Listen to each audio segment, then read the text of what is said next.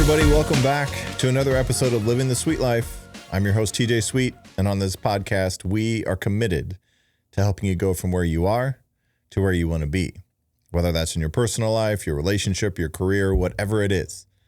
We're going to help you start taking some action in your life so that you can live a life that you're excited about. But before we get too far, I want to say thank you for committing time and taking time to listen to these podcasts, to watching these podcasts, because that's a commitment that you're making to yourself that you know you can learn and grow and you want to. And then secondly, it also inspires me seeing all of you. I get to see all of you that watch and listen, and those numbers continue to rise. And that inspires me to continue to get better myself so I can be better for you. So go ahead and take a moment now to hit that subscribe button. It means a lot to me, helps me grow the channel. It helps me, get more opportunities to do this on a bigger scale. So thank you for tuning in, and hit that subscribe button now so you get notifications every Monday. As you know, we call Mindset Monday because we all need reminders that there's always something that we can learn. So this week, we've been kind of going around with different topics on this podcast, and you've been with us on this journey. And one thing that we're committed to, we understand that we all have different phases of life. We're always a person. We're sometimes an employee. But what we're going to do here now and every week is we're going to help you work harder on yourself than you do on your job. So we kind of have shifted back and forth between leadership and personal growth, but we can't help but grow as a leader if we grow as a person.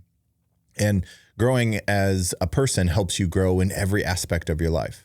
So that is what we're committed to doing. And so this week is a tough topic, and I'm going to kind of debunk some of these myths and hopefully encourage you to use some different language, because I've talked to a lot of people about this idea of perfection and feeling like they have to be perfect or they want to be perfect.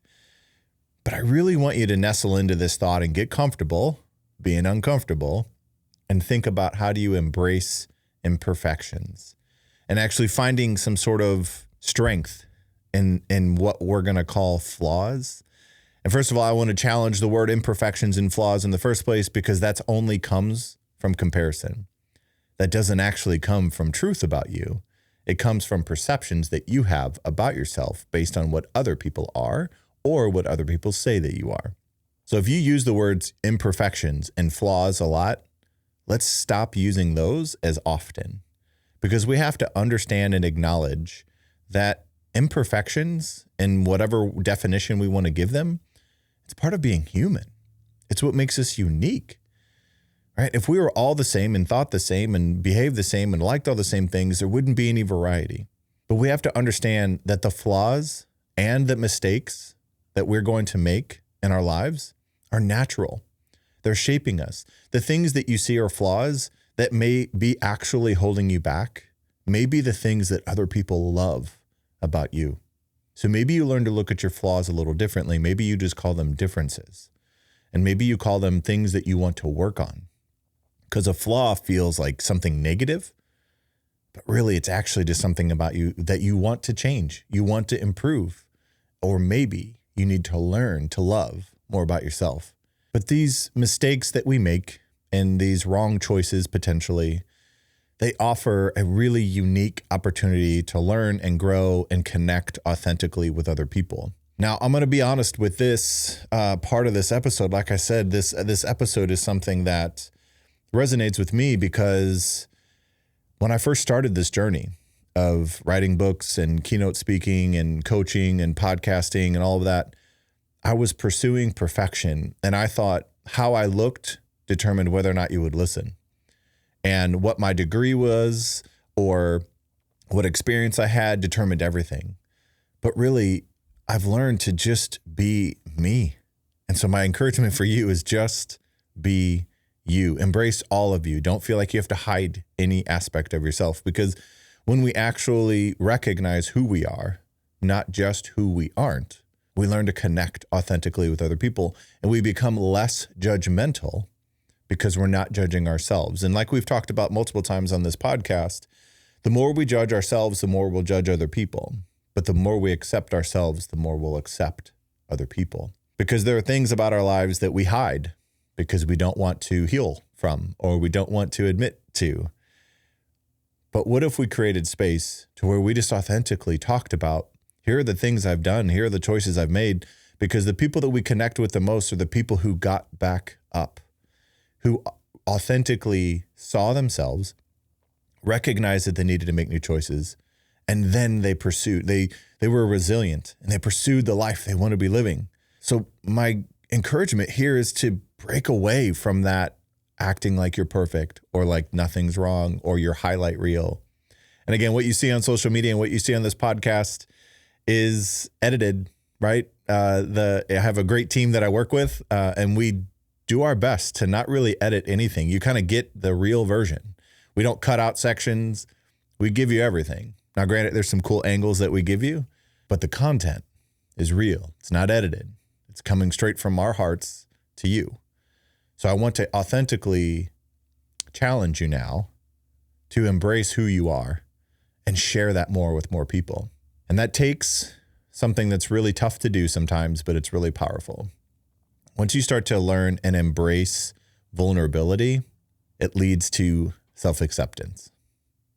You being vulnerable enough to admit who you are and how it shaped you and how you treat other people, you start to really understand how the tough times in life have shaped you, right? They haven't broken you, but they've shaped you into the person you are today.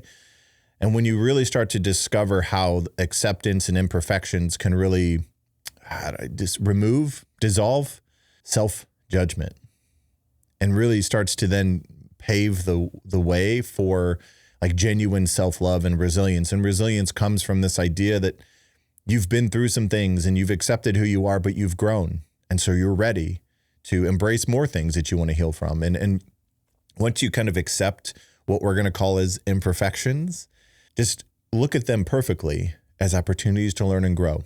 Because if it's something about you that you feel less than because you're comparing yourself to other people, my first bit of advice is compare yourself to who you were and to who you want to be, and then get to work. Don't worry about other people. It's easy to see other people, see their moment, see their story, and then think that you're not perfect because somebody else does something differently or better. In those moments, when you recognize that somebody has something you want, whether it's a lifestyle, a mindset, a work ethic, whatever it is, you have to get curious. You have to be vulnerable enough to think, you know what, that's what I want, but I'm not that now, but I'm not that yet, and then get to work. Because nobody's perfect. You know, who we are all the time matters much more than who we are when we're just at our best. And so whenever you can get past the self-judgment that you have, because again, that judgment is typically based on who you think you should be, not who you actually are. And there's a great thought, a quote that really resonates with me, but we don't fail at who we should be or who people think we should be. We actually fail at just being ourselves. So just be yourself. Accept some of these things about you that you don't like, or for whatever reason. First of all, think about why you don't like them.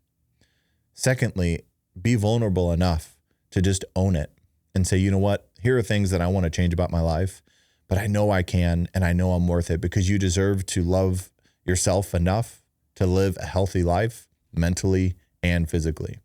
Now, all of these things probably sound logical, but there's like a deep-rooted healing part of us that really needs to own this, because at some point there's a self-limiting belief. There's something that shaped us into thinking what is perfect, because perfect is not something that is always. Perfect is in the moment. Focus more on growing, right? And so this stress that we have of trying to be perfect, if you can transform the mistakes into growth opportunities, that stress will start to feel like an opportunity instead of an obligation, instead of something that you feel like you have to be. Whenever you start to really accept who you are, what you are, mistakes you've made, maybe some things about you that you want to change, just accept them. They become more in your control, and then you know you can learn and grow. These days, we have information, guides, mentors, coaches, you name it, anywhere you want for anything you want to do. So if you're sitting there thinking, well, You hear the things that I don't like about myself. First of all, think, why don't you like those things about yourself? Why are those imperfections? Why did you make the mistakes? And just own it. Don't give the answer that you think other people want you to say, but just own it. But then start to really think about who or what can I contact, or what do I need to read? What do I need to watch? And maybe it's this podcast, right? Maybe there's episodes specifically that you really need to listen to at different times, and understanding that growth opportunities come from the mistakes. Because when we win, we don't stop and reflect and think about what we did to win. But when we lose, we stop and think, what could we have done differently? Or when we make a mistake, we beat ourselves up for it. But when we make the right choice, we just expect it moving forward. So it's really just kind of staring those imperfections, or staring at those moments that you made a mistake, and just really learning from them and not judging yourself for them.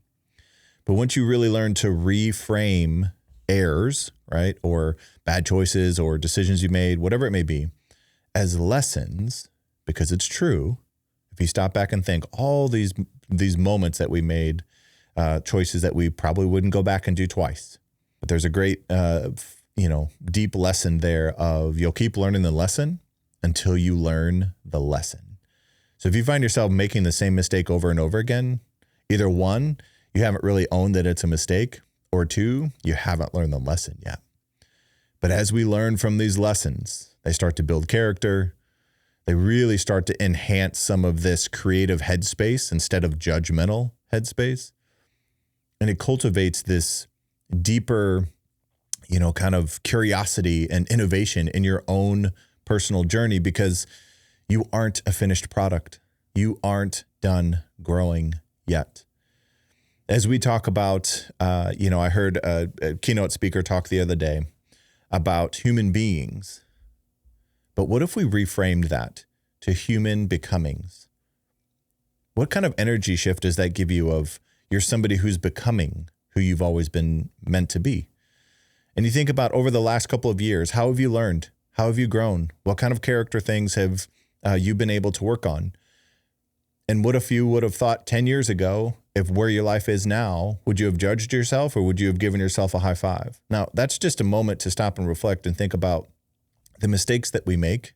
They feel like a mistake in the moment, but if they lead us right to where we're meant to be, it wasn't a mistake at all. It was just a path you didn't know you need to take to get to where you want to go. And as we make choices and as we make decisions, they won't always be perfect. The only choice that isn't perfect is the one you never make. Make a choice. Learn to fail. Because once you learn to fail, you learn to grow. And then there's lots of ways to find the right way. But it's rarely doing nothing. It's just always taking that step to do something. Because as we do the more things, as we do something, we start to learn the right way. But if we just stop, and we've talked about this too, if we stop in this overthinking loop of I want to make the right choice, I have to make the perfect choice, I wanted this, and once you get past that and you just focus on I'm going to make the choice, whether it's right or wrong, I'm going to do everything I know, I'm going to take everything I know and everything that I am and make the best choice from what I know. We're going to do the best with where we are, with what we have. And then if it doesn't work out, don't beat yourself up for it. Stop, reflect, learn, be vulnerable enough to accept that it wasn't something that you should have done, and then move forward. All right. Okay. So I could talk about this all day, but I promise you quick episodes. So one thing so now kind of like the next step, what do you do? Because hopefully this is resonating with you, because it's just kind of setting down this idea of perfection and moving more towards progress. So what I really want you to do is kind of reflect on maybe a self-limiting belief, a flaw, whatever word you want to use, an imperfection that you've struggled with, that because of that thing, you've made life choices. Maybe even if it isn't the best thing for you, but you haven't healed from that thought that it's an imperfection or a flaw yet. What have you struggled with? And write it down. Also include how it shaped how you've grown and the actions you've taken. Because sometimes the things we haven't healed from lead to the actions that we take. But maybe if we just healed from that, we'd take some different actions. Okay, so this idea of self-acceptance is the first step, because we get too focused on other people accepting us if we don't even accept ourselves. But the thing is, whenever you do something like this, again, the vulnerability piece, the first step is to write it down. The second step is going to be the tough part, but it's actually sharing it with somebody that you trust, whether it's a friend or a mentor or coach, or just somebody that you know is going to challenge you, support you, and encourage you. But then just after you share this, just commit to doing one thing that is rooted in self-compassion. Get past this idea of being flawed. Get past this idea of being broken, because you are not flawed and you are not broken. There are things about you that you may want to change, but don't forget, those may be some of the things that people will love you no matter what. Sometimes we see them as flaws because people don't accept us, but that's really more rooted in us not accepting us and who we are. So start with yourself and worry less about how much other people accept you, and focus more on accepting yourself and all of the wonderful things about you that already are true about you today that you just may not be focusing on. Because again, what we focus on is what we give our energy to. And if you're just focusing on what you're not, you're rarely going to give your energy to what you are. So I hope this episode's resonated with you. Share it with somebody who's struggling with self-acceptance or struggling with flaws, who only sees negative things about themselves. Share this with them, because they may need to hear this. That one bit of vulnerability of, you know what, this episode, this content, this message mattered to me, and you matter to me, so I wanted to share it with you. And I hope, as always, right, we start our Mondays by winning the week, by winning the day. These come out every morning so that you get to start your day like this, because as we start the day, we start to win the week, and then we start to kind of stack some days together to where we start to feel really good about who we are and what we're doing and how much we're able to grow.